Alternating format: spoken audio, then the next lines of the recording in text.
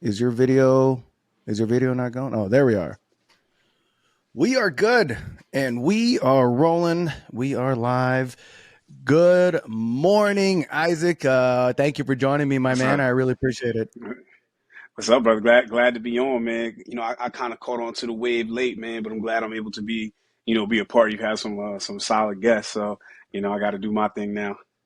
Yeah, absolutely. And before we start this episode, I do have to thank you for taking me to that amazing barbecue spot when I was in Dallas, bro. That shit was man. Yeah, I was so bomb, bro. It's great to have like the narrative of Texas and barbecue, and that it actually live up to the hype, especially for me. Yeah. So yeah, what was that spot called again? It's called Hard Eight. Hard Eight. Hard Eight barbecue, like the dice. So anybody getting any crazy thoughts, like the dice. 4s on the dice. Oh my God, the degenerates! You gotta feel that for sure. Yeah. But another thing that I really was in awe of is not the fact that you're a Dallas Cowboys fan, right? Because I mean that is all day, baby. But what Cowboys I love about you, and I think it's resemblant of actually who you are beyond your fanhood of the team, is the fact that when we started talking about you being a Cowboys fan, you're not one of those typical like annoying Cowboy fans that talks about Tony Romo's the best quarterback of all time, Jason Witten's the best tight end of all time, like you actually hold your team accountable and you don't get too caught up in the hype. Like, how has that been for you, man? I mean, it's good because so, when I moved to Dallas, I didn't realize like there's a lot of fair weather fans down here. So when the Cowboys, when we're, regular season good, everybody thinks we're going to the Super Bowl, everybody got their Cowboys gear on and now they all excited. But, when we're not doing so hot, out there, they don't care. I'm like, hold on, I thought it was going to be different.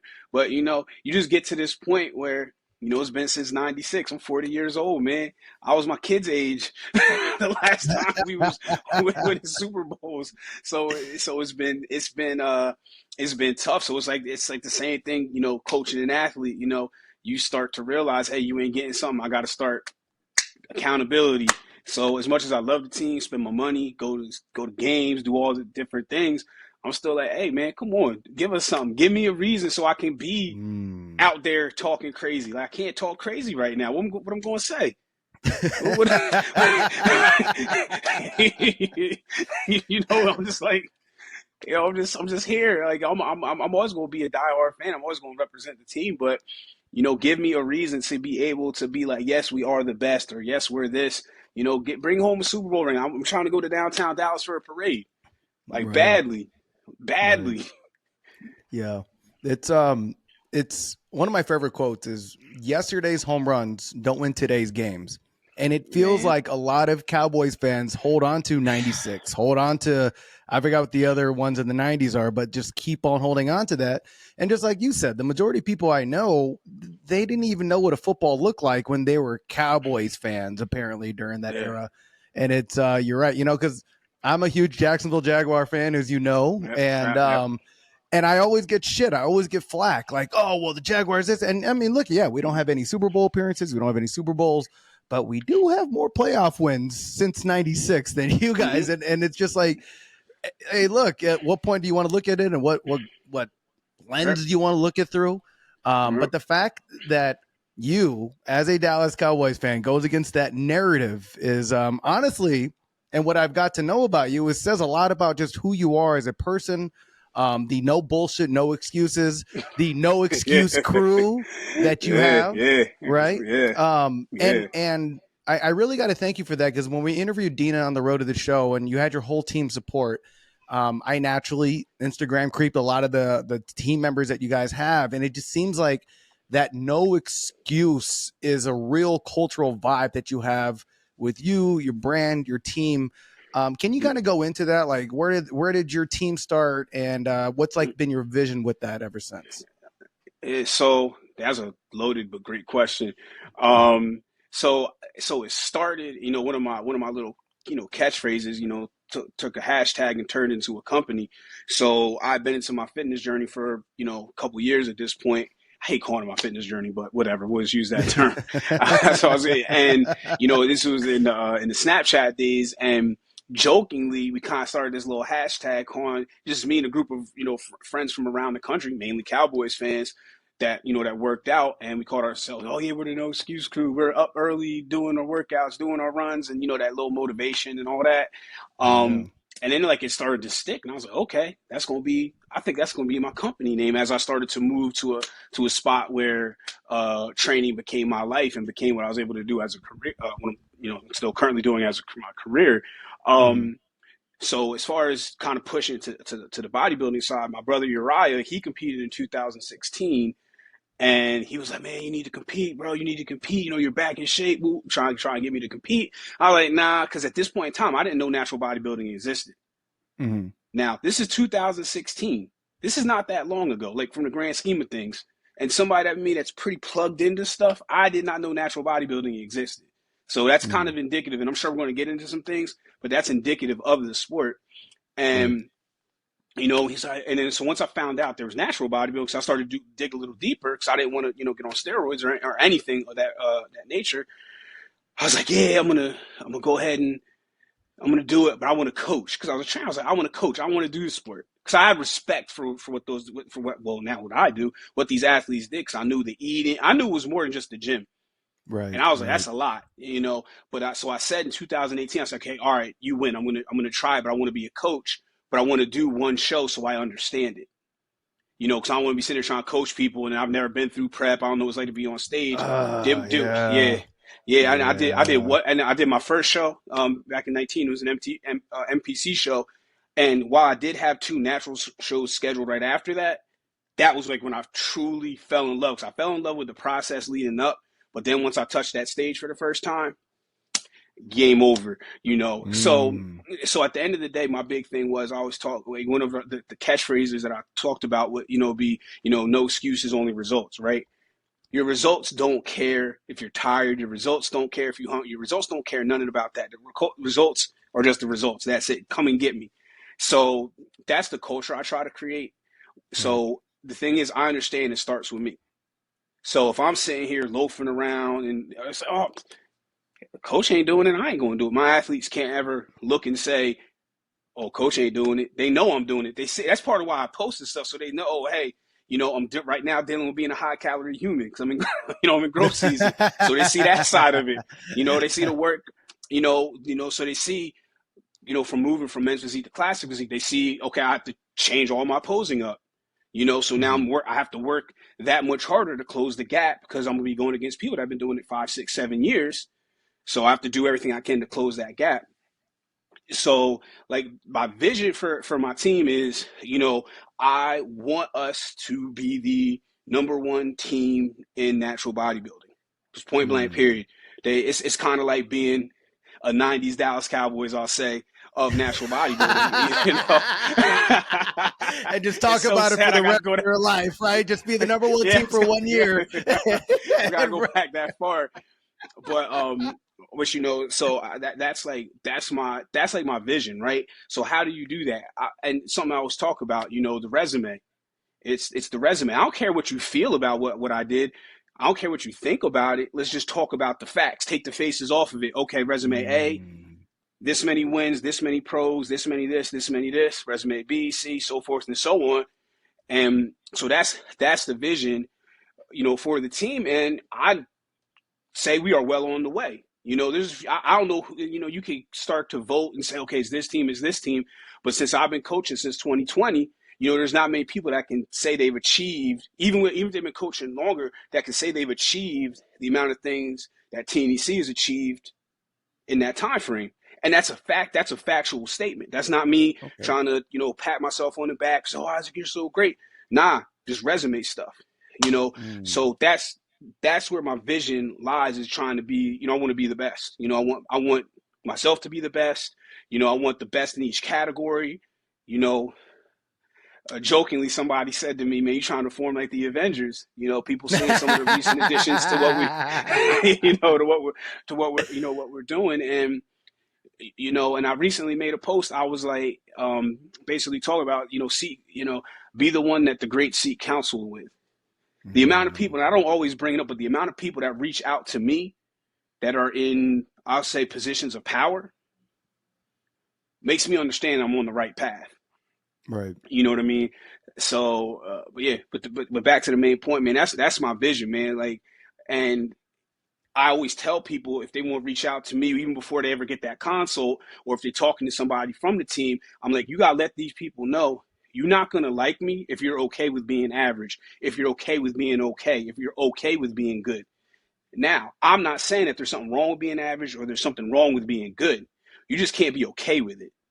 It's gonna happen. I Ooh, haven't, right, I haven't, right. I haven't won every show. You know what I'm saying? Like, I'm not sitting here trying to hold people to some unrealistic standard. What I'm saying is, if you're not trying to, if you don't want/need to be the best, you're not gonna like me because the way I push you, the standards that I hold. Because I don't want people that they're just okay, happy to show up. There's nothing wrong with that. There's plenty of coaches that want that. You just not, because I care too much. Like, I'm not. I mean, my passion is very, Yeah, very evident. You know what I mean? So you're not gonna like it because then when you tell, oh, I'm tired, I don't care. So am I. yeah, We all right, tired. We right. adults in America. We all tired. You know what I mean? Like, you Yeah. think the other people that you gonna get on stage with aren't tired? You think they didn't go through something too? You ain't special. We all dealing with stuff. Mm, You know. So yeah, mm. I get it. So, but there's a lot of people that they want a cheerleader that even when they're screwing up to tell them, "Oh, you're great. Oh, You're yeah, still, yeah. have another cheat meal. You should go do that and go on stage 20 pounds overweight, and then we're gonna blame the judges." You know, nah, man, you ain't go that. I can't stand that mess, man. It's Yeah, ridiculous. It's yeah. ridiculous.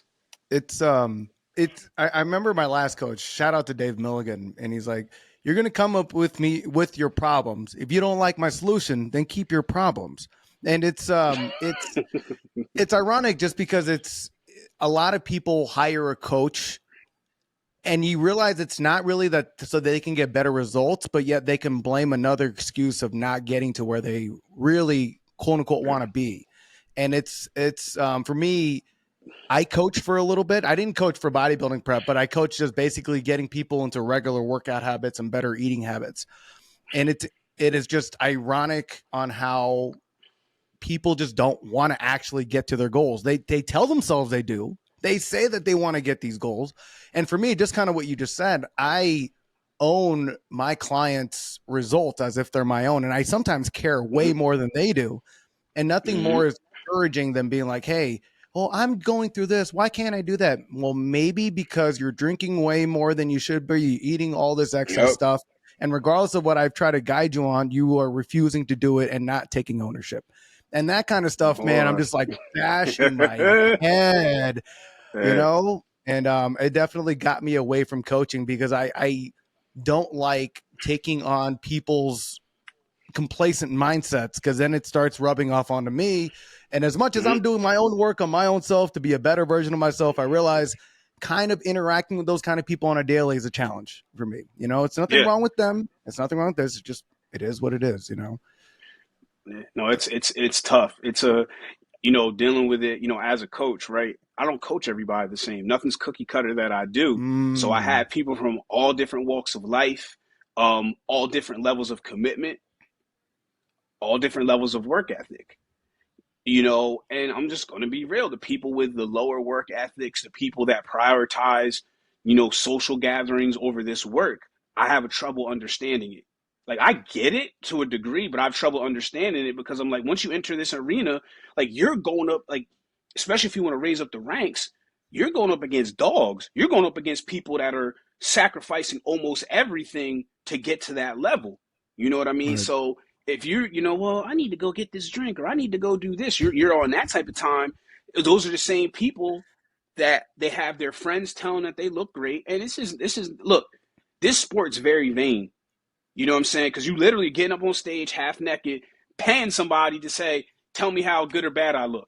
That's, I mean, right. again, you want to word it anyway. It's the truth. Do you pay money to do the show? Yes or no? Do you get up on stage half naked? Yes or no? Do judges judge you? Yes or no? Yes, yes, and yes. So if you can't look at it you can look at it another way, but you can't say what I'm saying is wrong.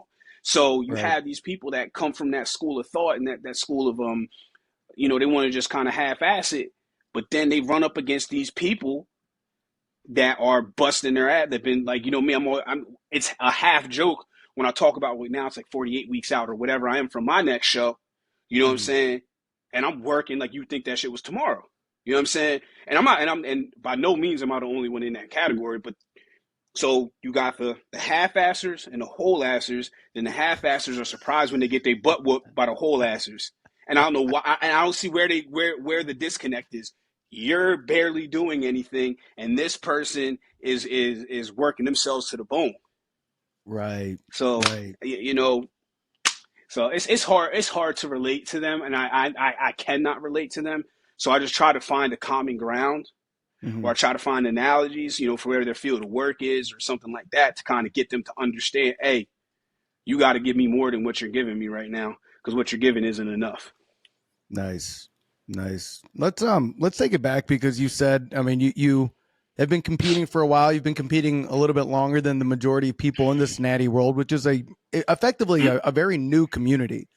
Mm-hmm. And you described your first competition process as something you fell in love with. Like, can you go into that? Like, what was it about the process that you fell in love with, and what was the specific show that was your first show? Okay. So what I fell in love with was I learned more about discipline. Like, cause Mhm. going into it, getting myself healthy and, and staying healthy, having an athletic background, running track up through college, playing football, all the different things. I knew about discipline. I just didn't really know about discipline until I started bodybuilding. So, Mhm. and then but the cool thing about that was like when I saw how I transformed, when I saw how I transformed, I was like, oh my God, like if you really I knew the whole, if you put your mind to something, but like that, because it was like over the course of time, I could seeing, taking somebody just in decent shape to holy crap, it was Right. like, Right.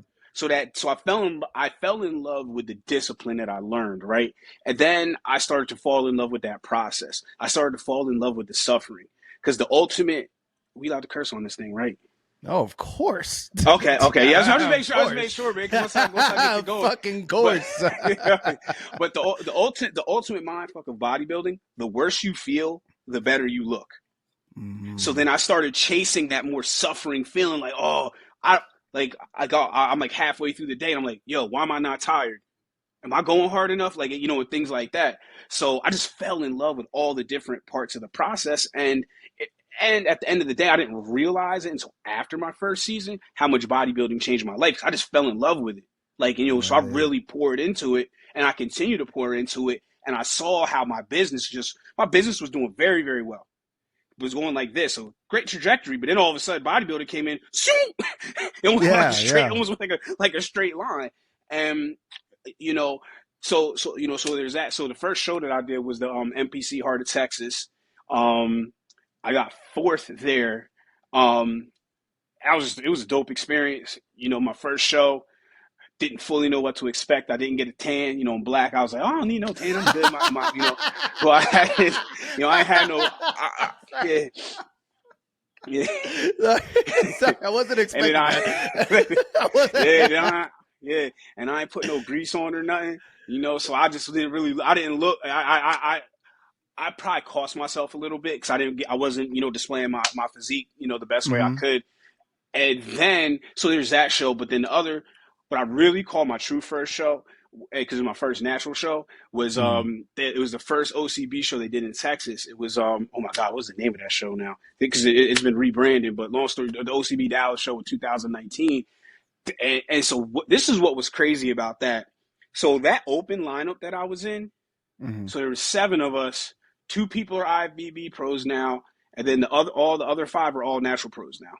Wow. And Yeah, that was just an open amateur lineup, huh? like it was just like, oh, it was just Wow. crazy. Like I'm sitting there thinking, like, oh yeah, I'm gonna come here, because I seen some of the natural people. So I learned a lesson that day. I was like, okay, because I'm sitting there thinking I'm gonna smoke everybody. I'm like, hold on, like it was like, hey, these guys look just as good as me. Some bad, you know what I mean? So in that, that lit my fire because I had this idea that I was gonna go pro in my first shot. I really believed that. Like, so it was a blow to now it was a blow to my ego because I didn't get it. But the least the thing was like the people, and most of them I'm still friends with to this day. I was like, okay, these are beasts. So it's kind of it's like losing 1-on-1 to Jordan, Yeah. losing 1-on-1 to Kobe or LeBron, RP Kobe. You know what I'm saying? Like nobody's Yeah. gonna look at you crazy for that. So I didn't feel that bad, but as an athlete, as a competitor, I was like, damn man, because I really thought like I was going in there. I was going in there. I was the uncrowned king. I that was my mentality. Is I'm gonna come in here. I'm gonna whoop these dudes. I'm gonna be a pro, and then I'm gonna figure it out from there. You know, and learn the lesson. And because I worked hard, but so did those other guys. Yeah. You know, so it wasn't one where I could be, oh, the judges didn't like me, or do none of that nonsense. You know what I'm saying? Just sometimes you get whooped. It is what it is. That's what part of that's. It's funny, shout out to James. Me and him talk about this, Hard Body by J Timo. You could tell people who in their life never really dealt with anything real, never been in a Mm. scuffle before, because they always will blame somebody. They just don't know. Sometimes you get whooped. It is part of the process if you played a real sport. Right. Some and sometimes it's somebody that you're better than. Right. And you just get whooped sometimes. So that's what happened to me. But that's why but also, speaking of the falling in love part, I fell in love with the competitive aspect. Mm-hmm. Because it's cool because I've developed a lot of great friendships in this sport, and I'm always talking about, man, I can't wait to take my brother's head off. Yeah. We gonna be Yeah. hugging right before. We gonna be boxing on stage, and we gonna be hugging right after. You know what I'm saying? Like, but because it's fun, because it's like it's like playing video games with your best friend. We talk. Sometimes like shout out to Murph. Me and Murph be talking shit to each other on stage the whole time. It's I love it. excuse Bless me. you. We Yeah. have Yeah. Yeah. fun up there. Excuse me. And shoot, I even tell a real quick story. So in 21 Super Show, it was me and it's either 3 or 4 of my athletes, right? So I was in the first call. So when they called us back, shout out to Darius, I was coaching him from the stage. I was literally like, okay, no, get your chest up, do. That's because I'm just like on the stage, like I'm Wow. so focused, but at the same time, it's like my element. That's why I look so comfortable up there. So I'm literally sitting there coaching. I'm like, Darius, do this. Same thing with Jamar. So yeah, that's the wildness of me. Sorry, I'm trying to hold back another sneeze. Okay, I'm good. No, Yeah. that's Sorry about that. no. You're good. It's I really appreciate everything that you demonstrated because everything you literally just said is why I love bodybuilding and competing in bodybuilding, which is first you learn about the discipline and you realize very quickly, especially in like you said, like we are judged on our absolute results regardless of anything. And you find out in the process, the more that you stay disciplined, the better your results are. And also what you highlighted, even if you're as disciplined and you get the best results as you possibly can, there might be someone out there that's just fucking better than you. And that's just a reality of life. Like that is Yep. what the fuck it is.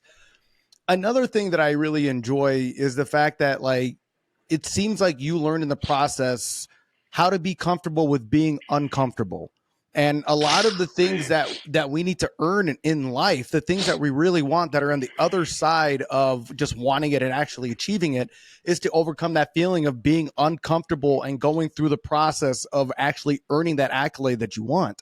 And more often than not, people just shy away from it, like, oh my God, this is going because of my mental health and this, like whatever. No, like you need to fucking go through some of this adversity because Mm-hmm. the person that you are right now might not be the person that's actually able to achieve the achievements that you want. And those adversities are there, in my opinion, to help you grow and learn about yourself so that you become another version of yourself that actually is the accolade to those achievements. And it just seems like I in bodybuilding taught me so much of that because it's just black and white. And then the last thing that you really brought about that I definitely enjoy is the competitiveness. Iron sharpens iron. Like if my boys are not there, and this is just like a microcosm of just the friendships, if you don't have the people around you that aren't pushing you to be better, that aren't holding you accountable for your actions, you really don't have friends. You really don't. And Yeah. then another thing that I found out in bodybuilding, because in the bodybuilding community, we always encourage each other to be better. We don't make Yep. someone else's results a reflection of ourselves. We just become happy with it. I realized, like, for me, a lot of the friends that I had to grow away from are the ones that, like, if I achieve something, like, for example, when I started competing, I had a couple of friends that don't compete at all. They don't do anything, like, and coming from like a normal basic population, someone that competes is like, just from a fitness level, head and shoulders above the basic population, right? So I had a buddy of mine where, I was just kind of recapping after my second competition. I'm like, man, I'm in the best shape of my life. I finally got this. I overcome, drinking, all this other kind of crap. And then this guy just goes like, well, you haven't won yet, so what does it matter? I'm like, bro, you haven't even seen your abs ever in your life. And that's the criticism that you Wow. have, right? But it's Wow. interesting on how, again, like, when you start learning how to be part of a community that helps you and encourages real growth, then it makes you really reflect and have the contrast of what kind of doesn't allow you to grow. It does kind of hold you back. And so it's this community, man. It's so amazing. And I'm glad you just literally laid out everything that I promote and Yeah. preach about the community. Yeah. Yeah. Um, Yeah. Another thing here, real quickly, that you started talking about is the natural bodybuilding world not being as popular, or it's something that you didn't know is kind of taboo. Talking about the judges, and the one thing I know that you love talking about is, how are we going to grow the sport? How are we going to grow the Mm. sport? So, in your opinion, right now, like, if you're to make a generalized statement of how the natural bodybuilding world is going right now, is it trending? Is it not trending? Is there potential for growth? I mean, what comes to mind for you when those conversations happen? Yeah, I mean, I would say natural bodybuilding is trending up, just not at the rate that it should be. Um, so there's a lot of things. So I'm one of those people, right? I try not to bring up problems if I don't have a solution. You know what I mean? I like that. So like so there's a lot of things I'll see, but it's like I don't know how to fix it, so I'm just gonna shut up. But so one thing I will say, right, and shout out to Chris, 24 Fit CJ. A lot of people, he gets a lot of flack for trying to help natural bodybuilding because people aren't Right. understanding what he's saying. So since they don't understand it, they kind of slide negative towards him. So one of the things that him and we've been saying this for over a year now. We talk about, and you and I had this conversation. Mm-hmm. Nobody in natural bodybuilding is a household name. Mm-hmm. None of us. You know, we could talk about some of our great champions. Don't nobody know who Eric Murphy is. Don't nobody know who Keith McIntosh is. Now I know who they are. And I can Right. rattle off their resumes and say, but I'm in the sport. You ask a random gym goer or somebody else, they don't know who those two great champions are. When you think about great champions from other sports, you say Tiger Woods, you say Michael Jordan, you say Michael Phelps, and so it's not swimming some big sport. Most people can't name another swimmer other than Michael Phelps. But so you have these great champions.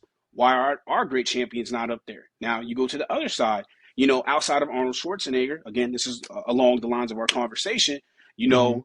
Who people might know Ronnie Coleman, but other than that, it starts to dip off, and you can't ask a gym bro that, well, everybody knows who Phil Heath is, everybody knows who Jay Cutler. No, they don't. They should, but they don't. So I say all that to say the thing you got to look at with this sport, you have to look at the sports landscape, right? So you just take this, you want to take a circle, square, whatever you want to take.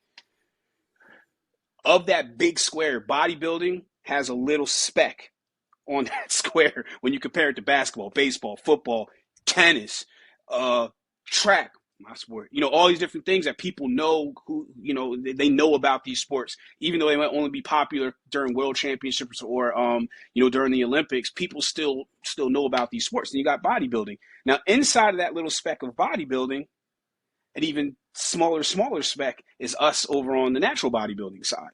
Mm-hmm. So that's an issue because at the end of the day, any sports are a business.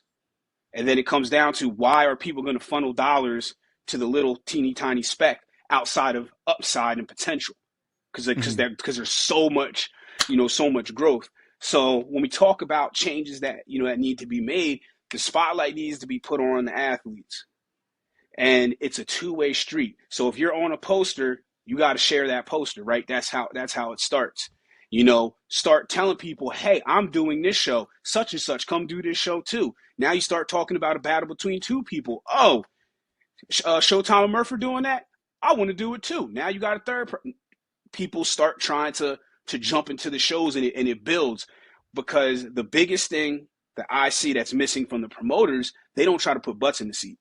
There's a lot of things they don't do, but this is one thing I'll say. They don't try to put butts in the seats, because it's changed so much from, especially being here in Texas, right? Dallas, Austin basically has 1 million people, San Antonio and Houston. These are all very large cities population-wise. So you can hand out flyers and try to put people in the seats, right? But the landscape of the world has changed. Social media, you can reach more people. So when you're building up these athletes and you're getting people to say, hey, I want to see that battle, I want to see what that's about. It's like these celebrity boxing matches. Most people aren't buying, well, Mayweather's retired. Most people weren't buying as much, as even though it, did well, weren't buying Spence Crawford. A lot of people didn't know about that, even though it still did well. So it's that same mentality of, oh man, I get to see this. Put the butts in the seats. There's a few other things, like, we have too many leagues on our side. Yeah. So as an athlete, if you want to be a decent pro, right, you have to carry at least 3 or 4 memberships, at least, because you're not going to get all the competition just in one league. Just is what it is. So there are very few top pros with only one membership. So that's an issue. Because part of the issue is right now athletes are profit centers, and and that's not good, because if most of the money's coming from the athlete, that stagnates the growth. The growth can only get but so much. That's right. And, that's why we need to be able to get sponsors. Like, what I mean? I've had a sponsor for 3 years now. And it's because I'm out there. It's because I'm putting on for them. I'm showing them that I can put money in their pocket. So some other things. It's more about continuity. There's not a lot of continuity. Posing changes between the different leagues.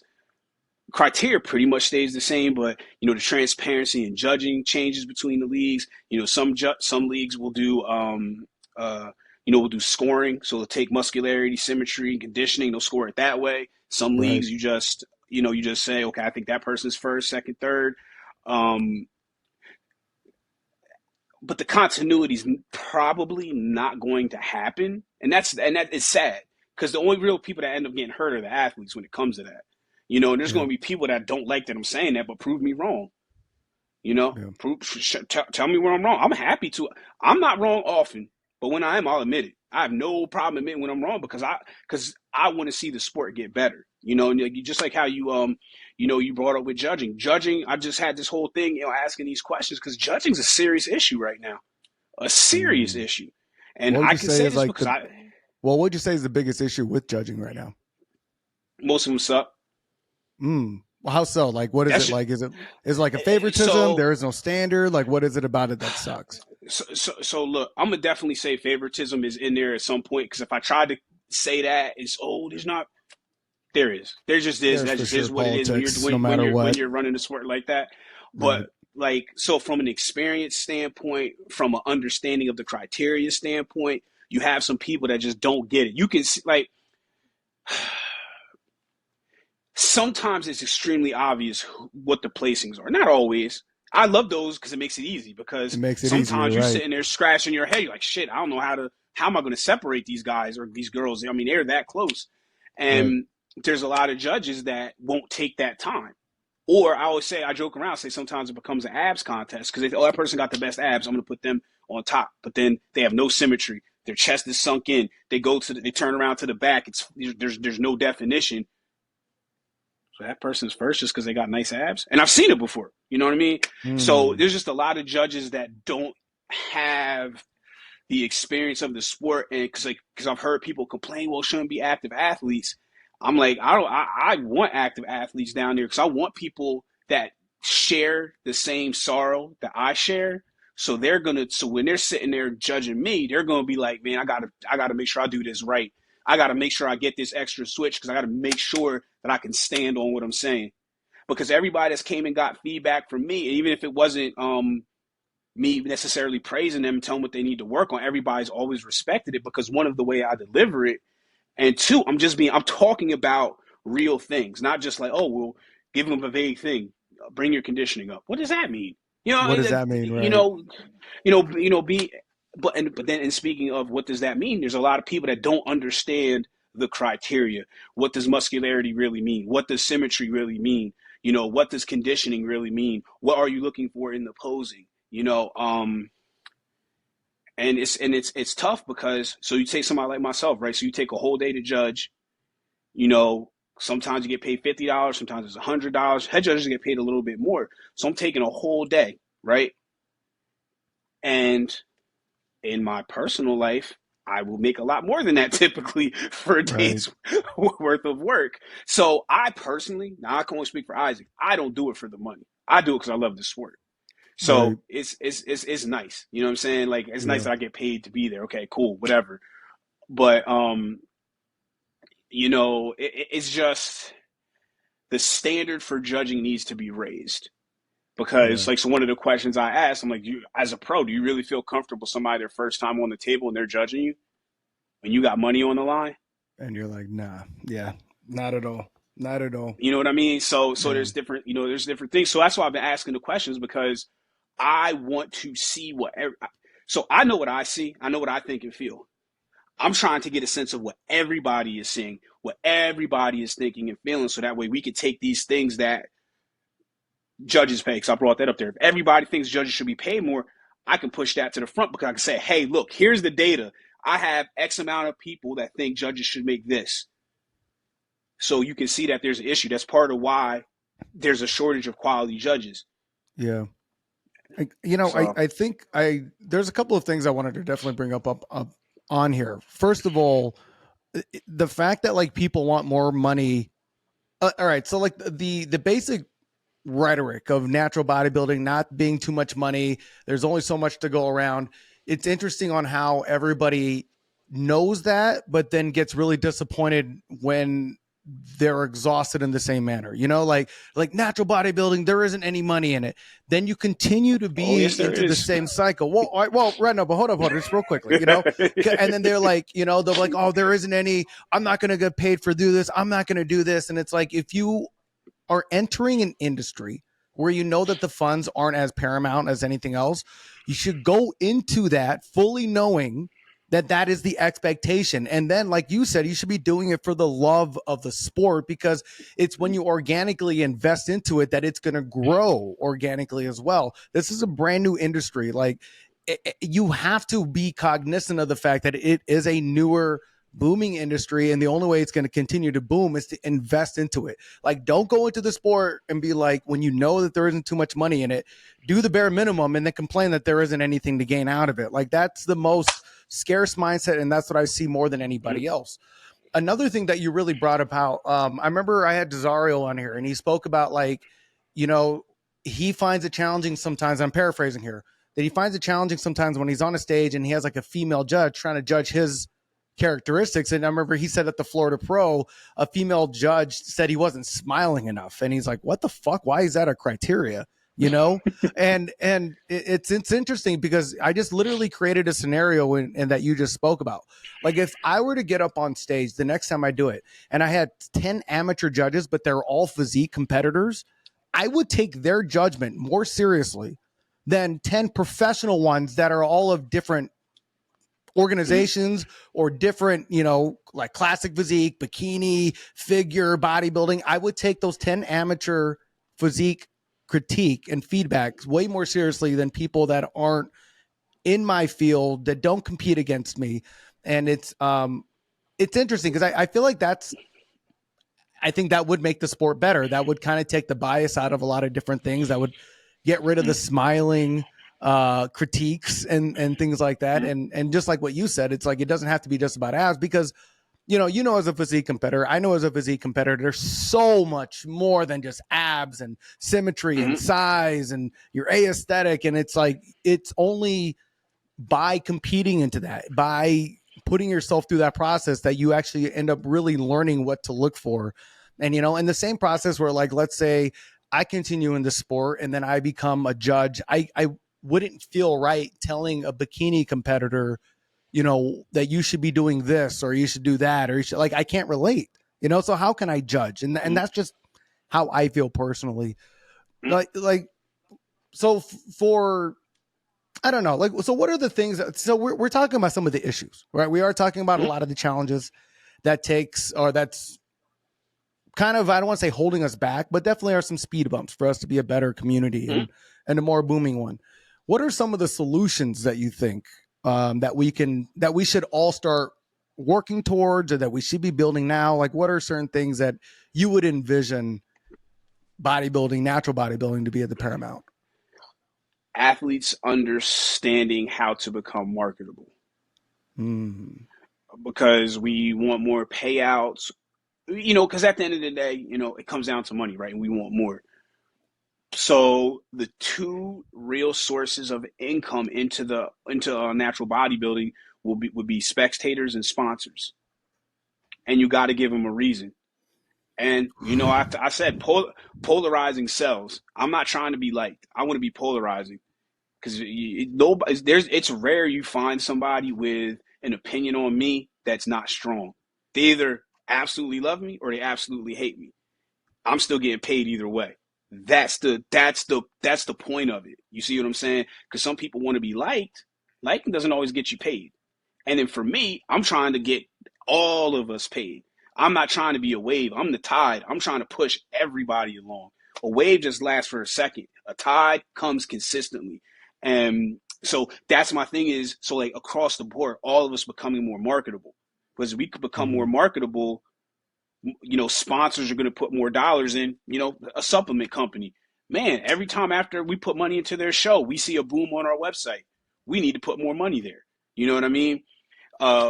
Certain athletes, every time this athlete posts, starting with that. Some other solutions, there's a lot of them.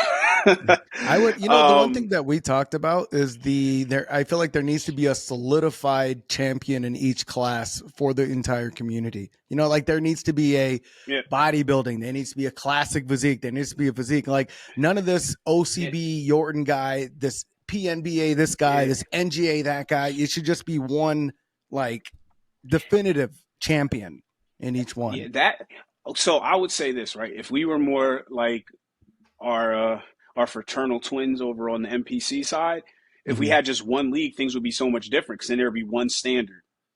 The judges, we found one set of criteria. Like, so, because right now the sport, and this is the biggest problem, is so fractured, right? It's trying to bring it all together. So what the solution would be is all the leagues merge, right? That would be the big, or somebody, with super deep pockets comes in. I've always I said, if I won the lottery, that's what I would do. I'll just make them an offer they can't refuse. Boom, boom, boom, merge it. But the reason why I also don't bring that up, because I know it's not possible. I know it's not going to happen. But I do like, so like you take like a Mr. America, right? That's probably the closest thing for us in our sport, since it's technically, it's an unsanctioned show, so there's no like affiliation. So you got people from all different leagues that come there, and that's where you kind of say, okay, this is the whatever champion. I would love to see that. I would absolutely would love to see that, but it's tough, man. It's tough to watch something that you love not grow, or not grow to its potential. Because I just see all these, all the things, like seeing so much infighting. People can say what they want about me. I'm doing 3 or 4 organizations a year. And look, don't get me wrong. I'm not the only one doing that. So that's not some special thing. What I'm saying is, I don't care about the infighting. I care about the sport. You know what I'm saying? So trying to be solution based and solution oriented. It's like, okay, we take these issues. What can we fix? That's why I've attacked judging so much, because I believe that's something that each organization can correct, because we work too hard to not get judged fairly. And I just don't think, and I mean, anybody that talks to me, I tell them, yo, go get certified. Go, even if you don't even become a judge, just learn about it so you can see the differences, because it will make you a better athlete. It will make you better. I mean, it 1000% has made me better. Not even not even a question. I'm trying to think of a non-judging solution right now that's actually doable. And that's the thing. And that's why I struggle, because what we just talked about, like with merging the leagues, that's a solution, but it's not going to happen. Unless you and I, we start go fundraising and we try to say, oh, hey, we're going to do that. Like, so I want to talk about, more, actionable things. So here's something I will say. I think athletes should do more to help the promotions, i.e., yeah, you're paying into it and everything like that, but you can't complain about not having enough competitors or your payout if you're not telling people that you're going to do that show. Because, now the promoters, if the promoter, if you say, hey, I'm doing the show, it's up to the promoter to push you, because this is what's going to happen, especially if they do it early on. Somebody will say, hey, I could use a push like that. Yo, what's going on with your show? I'm going to do your show. Promoter still got to push them, so it's that two-way street. And I think, again, we got to make it cool to be a pro. Because that was the main reason why I did it. Because I realized a little bit early on, I was like, okay, I'm not gonna make a whole bunch of money, but it's pretty cool to have pro on your name and this, that, and the third. But that, whatever is cool about it, has to continue to grow, because the pro card right now is being diminished. It's being diminished bad. Because I hate to be like, oh, it's too easy to get a pro card, but people are seeing different things. Seeing people, we just got to be. Let's just rip the Band-Aid off. You go to NPC, right? You at minimum have to do 2 shows to get a pro card. Minimum. On our side, there's a lot of one and dones. They get it on that first try. Some people it's worthy, some people it's whatever. And so it's not so much that the one and done, but that's why people think it's so easy to get a pro card, because the rules aren't always adhered to. And it's like, so you're supposed to have X amount of athletes on stage, right? So you can't help it. The quality of athlete is what it is. If you follow that rule, I can't say nothing. But when you start circumventing the rules, you start watering down the pro card. Right. You know what I mean? So with that, that's why I was saying, protect the pro card. We need that pro card to mean something. When somebody says they're a natural pro, I hate getting laughed at about that. And thankfully people aren't really laughing at me. They're laughing at the institution. Because first, man, and it's so easy to get one of those, but then they'll list off examples. What am I supposed to say? Because they're right. Right. They're not giving me no defense. It's a joke. It's a joke. And then guess what? As a natural pro, I'm lumped in with that joke, because now that person is considered a peer. Because whether you believe it or not, you don't have to be an all-star to be an NBA player. You're a peer of some of the greatest athletes that have ever walked the face of this earth. You know what I'm saying? So there has to be something special about being a pro. And, because this is what I've noticed. We have too many amateur shows and not enough pro shows. It's the craziest thing. And that's why the amateur shows, that's why the numbers are so low, and you're seeing these shows with less than 20 athletes, because they're just so, this is from a coaching standpoint. Mm-hmm. People hit me, oh, put your athlete in my show. I'm like, my athletes don't got endless money. You know what I'm saying? It's like they can only do but so many shows, and everything like that. So there's a lot of offerings, which, some people say, oh, that's good. But then it's like, yeah, but where's the quality? Right now, we are pushing quantity over quality. If we start pushing the quality again, that's going to raise the standard. That's going to change everything, because now that makes the shows a little bit more must see. That makes things be a little bit more valuable. So, just talk about from a solution standpoint, cut some of these shows. Yeah.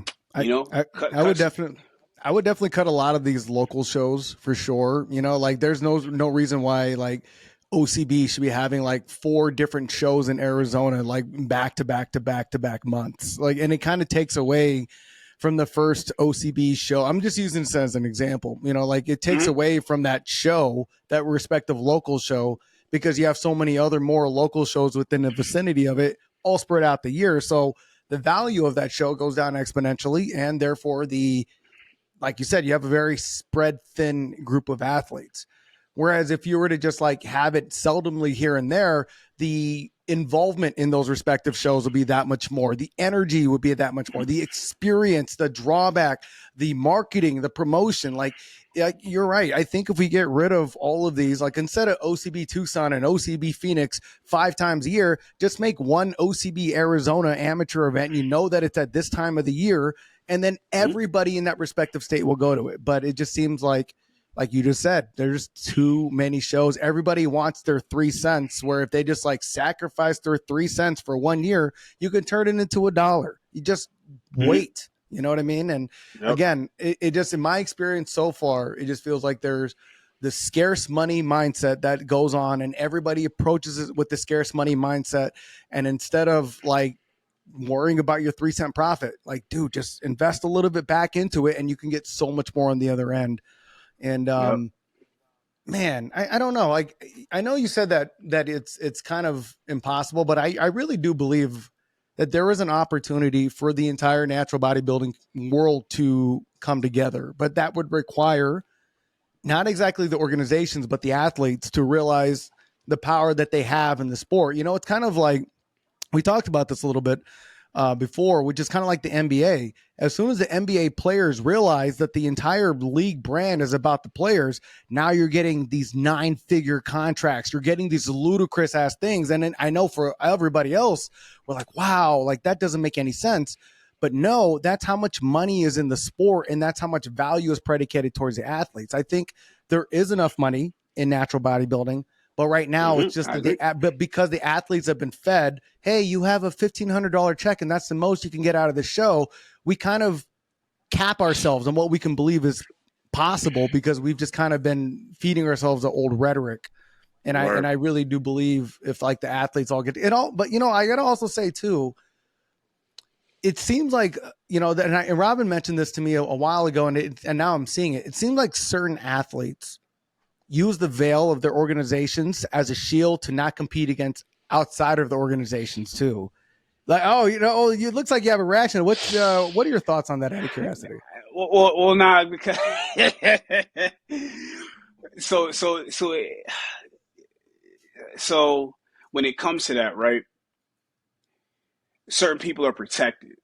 You get what I'm saying? And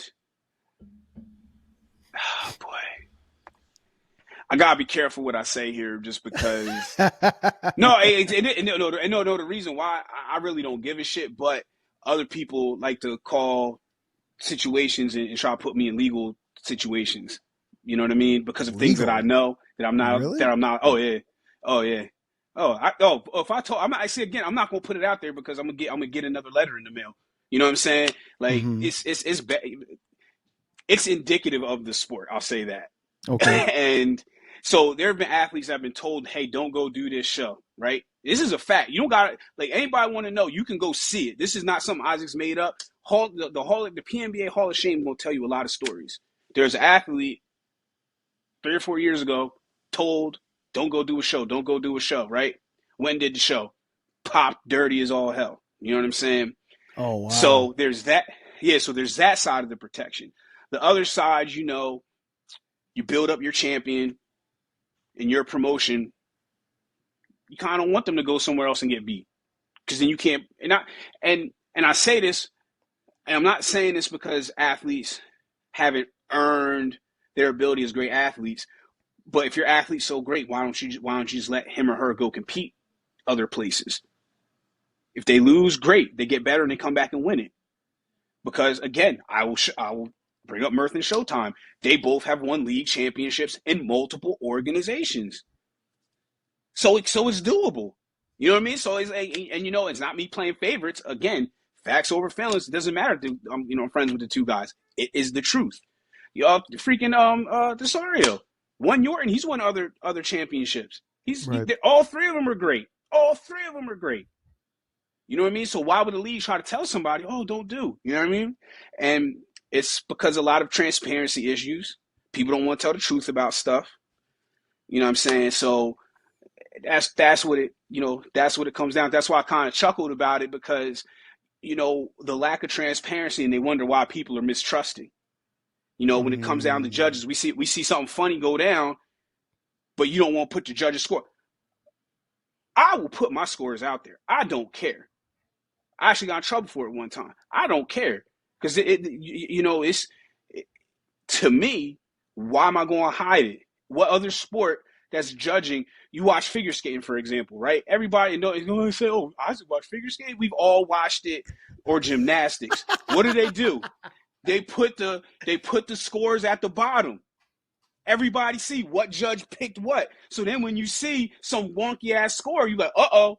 And a lot of times in international competition is because those countries got beef. Somebody oh tell me I'm wrong. yeah, yeah. You know what I'm saying? Like right now, Russia and Ukraine. Somebody, oh, that's the Russia athlete. Oh, they get they marking away now. You know what I'm saying?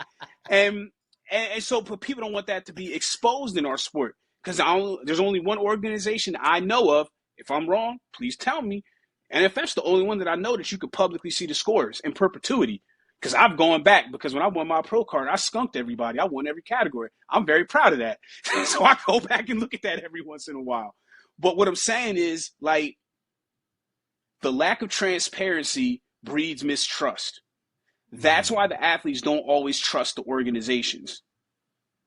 Like, to me, I know WADA testing is more expensive, but why are we not doing WADA? The whole everybody in natural bodybuilding should be doing WADA testing. Should be one standard. Shouldn't be we're testing for this and you're not, and we're going to test. Just go do WADA. Keep us all on the same level playing field, because then okay, they've all been tested the same. So when somebody comes from this organization to come over here, I know they was already doing the WADA testing. You know what I'm saying? So that's the key, right? Like if it was more transparency, people would have more trust. People would say, okay, I will get a fair shake over there. But I'll tell the truth. There's certain shows I haven't done because I knew I wasn't going to get. Let me be fair. I felt I wasn't going to get a fair shake. So why am I going to spend my money? Mm-hmm. You know what I'm saying? Especially because I travel, document it. So every show I do, I'm shelling out $750 to $1,000, roughly. Sometimes a little more, sometimes a little less, depending. So if I'm going to spend that kind of money, knowing that, so if I spend that kind of money, know if I win the show, I'm breaking even. Just on that. So there's that part of it. You know what I'm saying? If I'm going to go do that, I at least want to know I'm going to get a fair shake. You know what I'm saying? Right. Like that's my deal. So transparency will lead to feeling like, okay, I'm gonna get a fair shake over there. You know what I'm saying? Like I'll give Shelton a shout out. Like he came from being, he's traditionally an OCB guy. He went and did an IPE show this past weekend. Yeah. Shout out to him for going and doing something like that. That's what I want to see more of. You know what I'm saying? Like I want to see more people getting off the bench and going and traveling, and I'm gonna go to somebody's backyard. I'm gonna beat them in their backyard. I want that mentality. Exactly. Like that's how I operate. I'm like, I'm trying to come. Cool. I'm trying to come to your house and eat your food. You know what I mean? Like that's the way so that's why I travel. You know what I mean? I have fun doing it. I have, I've took some, when I say wins, I've placed ahead of some people. I've, been, below some people, and that's how it's always going to be. Nobody here is undefeated. Right. Right. So it seems like if there is, I guess, if I were to summarize and be very general with things that we can definitely improve upon, is at the very least the integrity of the sport, the integrity of the judging, the integrity of getting rid of the politics and the whole 9 yards. Yeah, and it's unfortunate because you, like we said, we have a, shout out to Sammy, but a subculture that lacks integrity. Like you're saying, at best you might break even if you do well in the sport. And I can imagine for other athletes, it's like, well, if I'm going to travel for this event and at best I'm going to break even monetarily, at the very least, let me get my value intrinsically out of this competition. And if I feel like I'm getting skewed, if I feel like certain things aren't on an even playing field, it's going to leave me feeling way worse, because not only did I lose money, but then I'm just feeling icky about the experience. So that's interesting. All right. And then another thing, I love what you're saying here about the I wish the athletes would brand themselves just a little bit better, because right now we have all the opportunity in the world with Instagram, social media, Mm-hmm. everything in the whole 9 yards, where you do not have to just rely on the placing. You don't have to rely on just sponsorships from supplements. You don't have to rely on a 10% code. Like, look at the, like the Greg Doucette's, the, I'm trying to think of all the other, like I hate to say like the Trend Twins, or that other kid, Alex Eubank or whatever. And I'm just using examples of social media people where, a lot of the things that they leverage in their YouTube channels are all around competing, all around like there is a basic population interest in what it's like to compete in bodybuilding. And it's like, if us as athletes would realize that and start building that bridge over for people to, get into what competing is like, or at least show them that competing is just about better discipline, better habits, better mindsets. That I think that's like the bridge that we can use to get better. And it's just like, you're right. I think we're getting better. I see a lot of the younger athletes. I forgot Freddie and name. Oh God, I forgot his name. I'm gonna lose my mind with him. But the younger generation of like newer natural athletes that I've interviewed up until this point. Nay, that's his name, Freddie and Nay, sorry. And then FNN Athletics. But it seems like the way that they market themselves is kind of what we're talking about. They have YouTube channels. They talk about not just competing in bodybuilding, but they talk about how to get your regular habits and get people into athletics. And I am encouraged by what I see. And it goes against the grain of what we kind of have been taught, I guess, up until this point. Another thing I wanted to bring about is, you're a dude. You're a big ass guy. I talked about this right before we started streaming. Shoulders are fucking all in the frame. I'm trying to stretch myself out. But one of the conversations I have with people are the athletes that are in physique that kind of cross over into classic physique, and sometimes I feel like are a little bit too big for physique and they should just move on up. So kind of take us into like, what's it been like for you to kind of transition over to classic physique? And then for you, like, what is a big distinction in between transferring over from the different classes? So what it's been like, it's the last few months have been rough. Being north, I'm 216 right now, so being this far north of 200 for as long as I've been, I'm not used to it. I love the strength. I mean, I love being in the gym and just all that. But it's been tough, man. Like being like, cause in a shirt you'll see it, but like when my shirt is off, I'm like, man, this ain't tight. I still have ab lines. I don't know how. Like God still loves me, I guess. But I'm just like, I'm sitting here, I'm like, man, I'm just not happy with it. So it plays havoc with your mind because. So, for example, right? So I'm sitting there, I'm posing Dex, posing Logan, and my other athlete Shreddy, right? These guys are all ripped to the gills, and I'm sitting here like, I want to go find like the biggest shirt I can find. Like, yo, I'm posting these guys, and I'm sitting here, looking like this. And the thing is, it's not that I actually look bad, you know what I'm saying? But it's like, it's that whole thing that, that plays in your mind. It's like, I want to challenge to a bench contest real quick, make myself feel better about myself, but in all seriousness, it's tough, but I know what I'm doing for my physique. I know the quality muscle that I put on. I know that I'm going to be at minimum 15 pounds more on stage. So I know the look that we putting together is going to look scary. So that's what kind of like keeps me going when I'm in that phase, and kind of talk about the transition.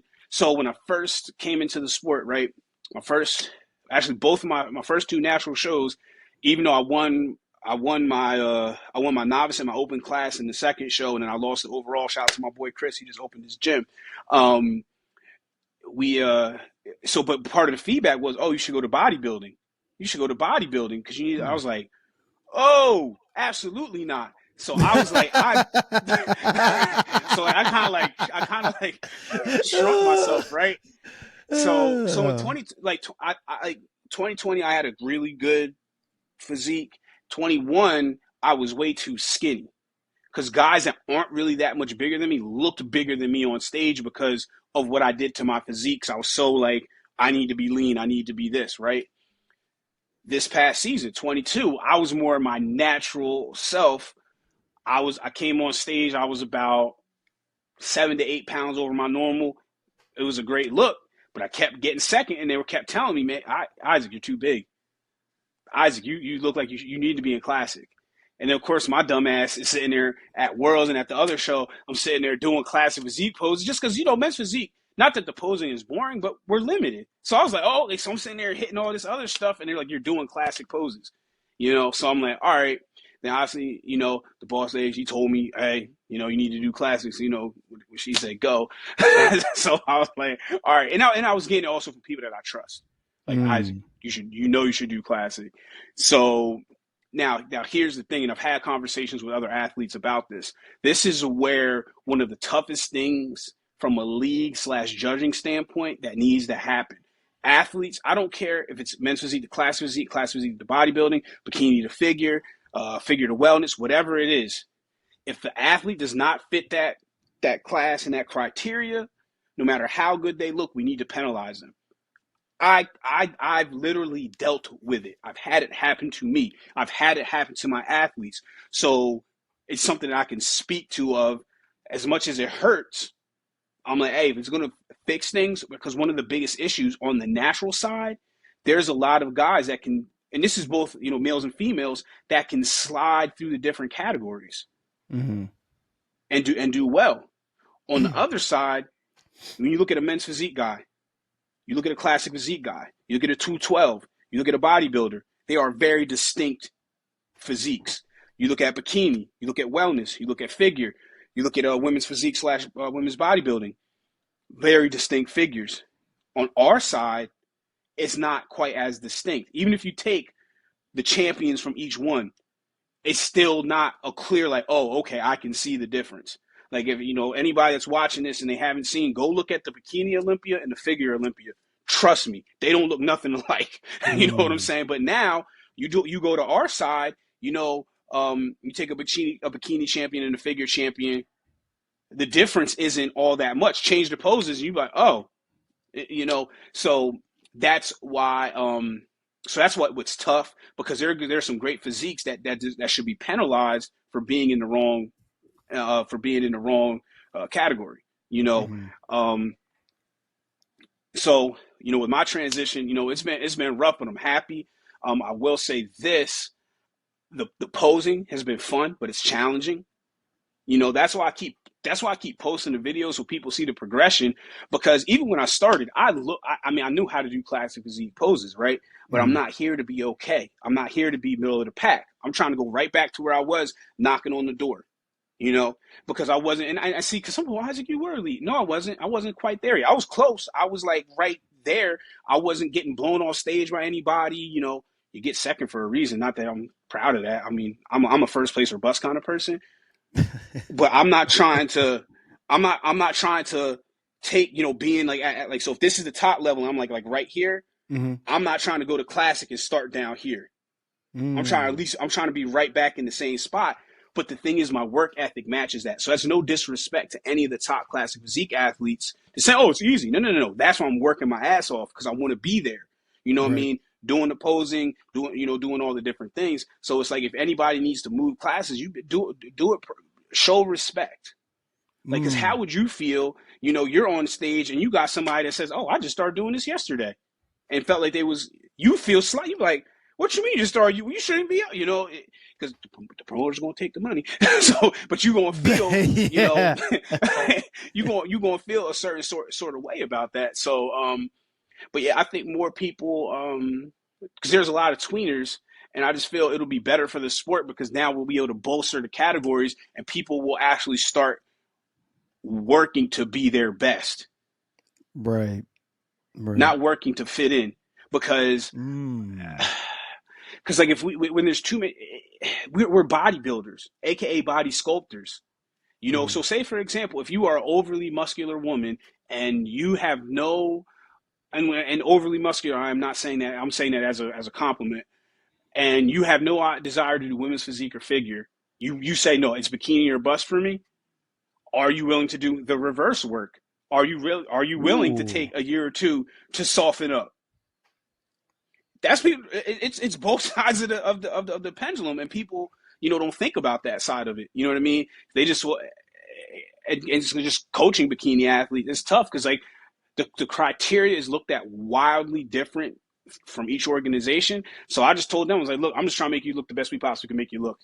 I can't say, oh, we're going to try to get this look because the look changes. It's a moving target. Right. So we don't know what they're always looking for. So that's the thing with like with moving, changing categories and all. But yeah, it's been rough, man. Like I will say this: you athletes, that think 3 months is a growth season, you better stop. You're gonna keep putting that same physique out there. You're gonna keep getting that same placement, and then if you really don't take enough time, you're gonna start sliding backwards where you used to be close to the top. Now all of a sudden, because you keep giving the same physique while other people are getting better, because as natural athletes, we don't have the same things to help us recover. You know what I mean? So we do need to rest, get into a surplus, allow our hormones to balance. Um, so um, so the big thing I'll say is, take your growth, but you can't. Growth season doesn't mean just eat like an asshole and try to eat. It means okay. I'm still gonna watch my macros. They're obviously gonna be a little bit higher. I'm gonna take the gym even more serious because I gotta add this muscle, and then I gotta allow time for that muscle to mature Right. because people will see. So I posted a picture of me from 21 to 22, and that was basically, it was almost 13 months between the pictures, right? Now, I got sick in that time, so I really didn't have that much time to grow. So now, when I post the picture from 22 to 24 stage shot with a full year to grow, there's going to be a big difference. And people will see that. And this is the same thing that happens on the lifestyle side. They'll see that and, oh, I want to do that in 2 months. No, nope. You gotta take the time. So that's what it is when you're transferring. You gotta be true to this. If you're not true to this, you won't get eaten up. Yeah. Yeah. So, I mean, out of curiosity, so like, are you? Well, two things. First of all, were you talking about the people that just transition from class to class? For me, when I see someone that competes in physique, classic physique, and then bodybuilding in the same show, I think it just takes away from every single class. And it's like, is there really a difference in class? You know what I mean? And the one thing I Boy, do, yes. the one thing I do enjoy about the OCB is that they only allow one person per class, like, and that's it. And that's Yep.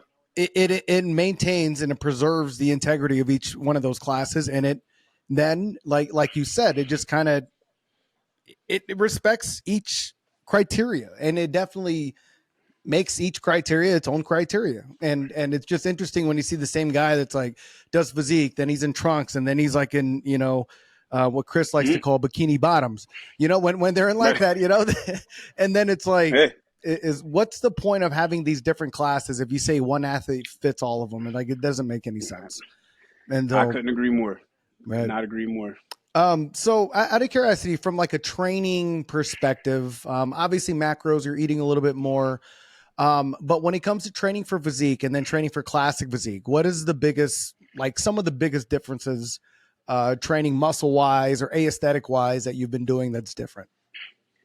Only thing different, I've just been hitting my legs more. So I've always had wheels from being an athlete and things like that. But you know, I went from training them a couple times once a week. It just depended to now training them 3 times a week because so there's two things. One, I needed to catch up with my upper body, which has happened, yes.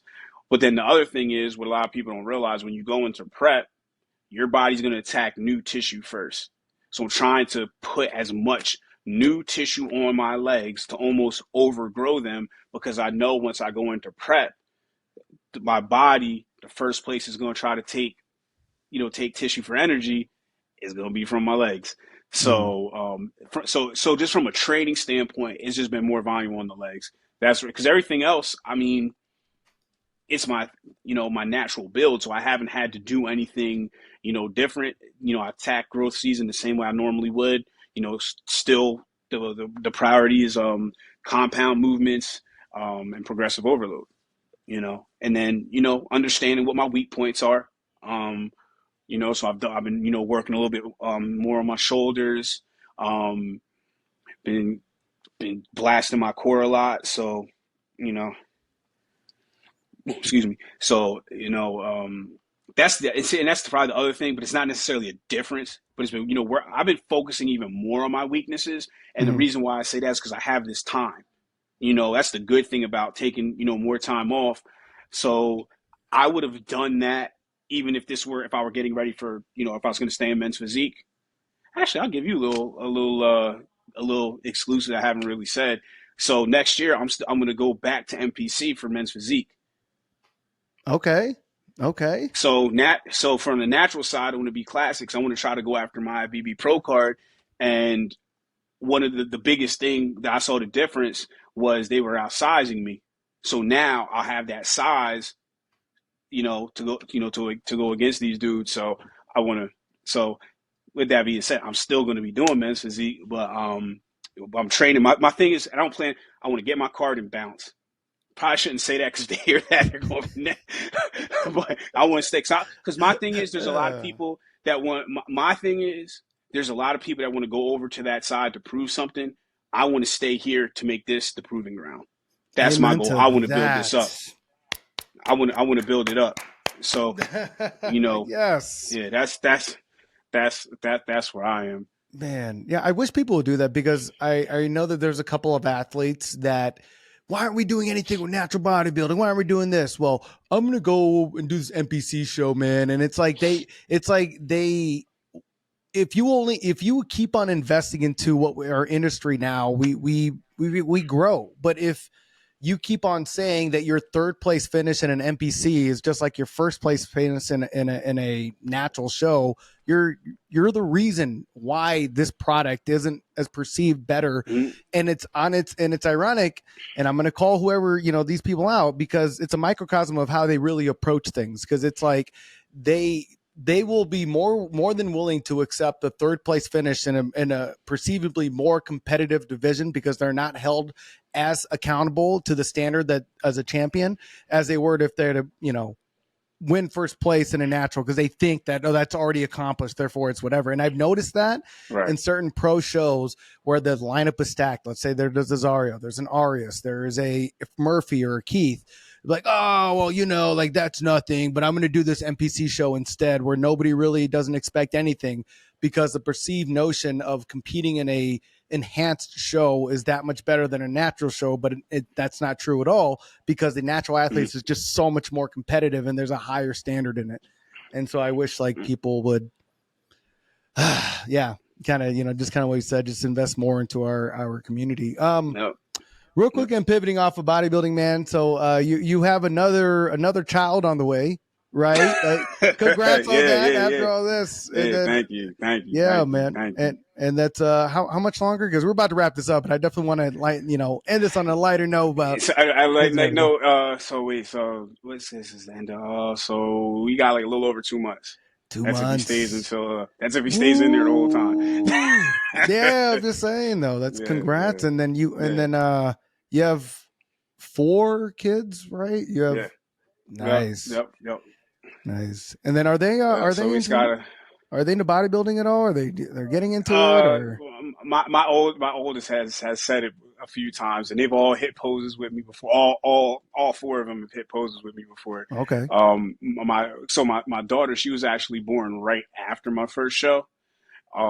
So when I was training to get my pro card. So I was training out of the garage because it was COVID and all that stuff happened in 2020, and so I have a whole bunch of videos with her because she was still like super small. She'd just be sitting there while I'm working out. She just sitting there watching me, just she was sitting up and she started crawling and she started walking. So I was always, so she grew up, those phases, being in the little garage gym with me. So that was, so now I always will cherish and remember that. But they all have shown. Well, Des hasn't so much, but they've all shown some kind of interest in it, which has always been cool. Yeah. That'd be funny. I could just imagine one of your kids like learning how to pose before they learn how to walk. You know what I mean, I Look, this one with with, who his mom and dad are, he ain't got no choice. Yeah, He yeah. coming, coming from us, he ain't got no choice. So, Oh my God. I can just imagine the ultrasound, just like kids already like, yeah, physique posing and shit. yep. Hey, look, he be in there like they was trying to. This is not this most recent one before that. They were trying to get his heartbeat, and he kept kicking the thing. I was like, oh boy, he gonna be a handful. And is that end up being like his personality? Like, He's yeah. going look when he come out, man. He gonna be wild. I already know it. He wild in there, so I know he gonna be wild out. So it's hey, it's what I'm used to, man. Life is just I've lived a very challenging but blessed life. Hmm. So knowing like bringing another child into the world, like I know I'm just expecting fireworks. I'm expecting it. So That's awesome. That's awesome. Well, definitely congratulations on that, man. And I really thank appreciate you you. coming on. I appreciate you, who you are as a person, and the no excuse, legitimate attitude that you have. Like, all Yeah, pun man. intended, all everything. Any Instagram handles, anything for people to reach you at? So you have the company page at the No Excuse Crew, and then you have my Instagram that's at IJ_Natty Pro 11. Keep that for now. I want to change it to Classic Shuff, but being verified, you have to go through a whole bunch of stuff. So those are the two main modes. You got the No Excuse Crew on Facebook. You can check us out at our website, thenoexcusecrew.com. Obviously, I'm the only natural Gaspari Elite sponsored athlete. So, I wear that with a badge of honor. One of the biggest, nutrition companies in the world, fully supports me, which is really dope. So, check Gaspari out. Um, and then you see all my athletes and all my things, and then obviously, follow the better half at Jacqueline Kate 1188. Got to shout her out. Yeah, yeah, yeah. Of course, of course. But all right, man. Well, thank you for joining us. Stay on for a little bit, like we talked earlier, and for everybody that joined us. Hope you guys enjoyed this episode, and definitely go check out my boy Isaac. He keeps it effing real. That is for damn sure. Like there is no other way to say it than this man is who he says he is. That's for damn sure. Hey, But as as advertised. Hey, Alan, as man, I, advertised. Yeah. Go I ahead. just want to say real fast, thank you for having me on. I appreciate what you and then what you and Robin are doing, man. Like, I just hope anybody stayed on this long or coming, man. Please support what this man is doing. He really, trying to put on for this sport. I appreciate what you're doing, man. So that's why I wanted to come on. I'm glad we got to, talk. So, yeah, just keep up the good work, man. Proud of you. Glad I'm getting to know you and develop a friendship with you, and I appreciate the opportunity. Yeah, I appreciate that, man. That makes me feel good. Appreciate that. That's what I need for my Sunday feels. Thank you. Thank Hey, you. because look, if if it's coming from me, it's real. I ain't. Hey, that is 100% right. Anyways, all right, guys. Well, thank you for joining us. And Isaac, man, thank you for that. That makes me feel good for the rest of the day. So, Yeah, all right, anyways, yeah. all right, you guys. Until the next time, deuce. Whoa, man, appreciate that, man. How do you feel that went? Oh, yeah. It went good.